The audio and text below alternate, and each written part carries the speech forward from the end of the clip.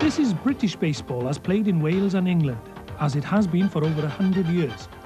It is noticeably different from American baseball, but one thing's for certain, it is extremely popular with both sexes and all ages. A simple, fast and exciting game, as the following film will show.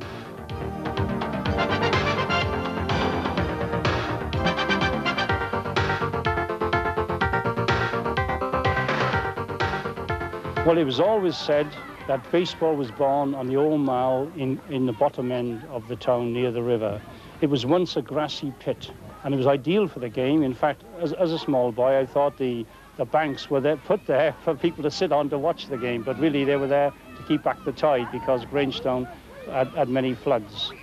And dockers coming home would play rounders. Now, rounders played with a small rounders stick.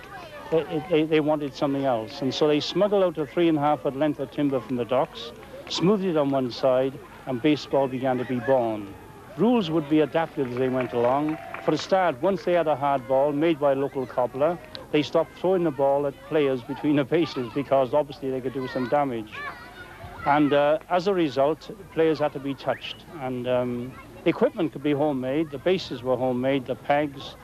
Bats were a problem until at last somebody decided to cut down old cricket bats. And many of the early photographs will clearly show the bats are cut down cricket bats. And from that time onwards, the game began to develop. Until 1892, this sort of rounders baseball sort of setup was altered on Merseyside, who started to call it boy baseball because a new form of combative sport was being developed. And South Wales followed. And the other place that followed was Gloucester, which is almost forgotten. But they had a very keen baseball setup there, which died out in the early years of the century. Why, I don't know. There's 55 senior clubs playing, 30 ladies teams, 60 schoolboy sides, alone in Cardiff, never mind the ones in Gwent.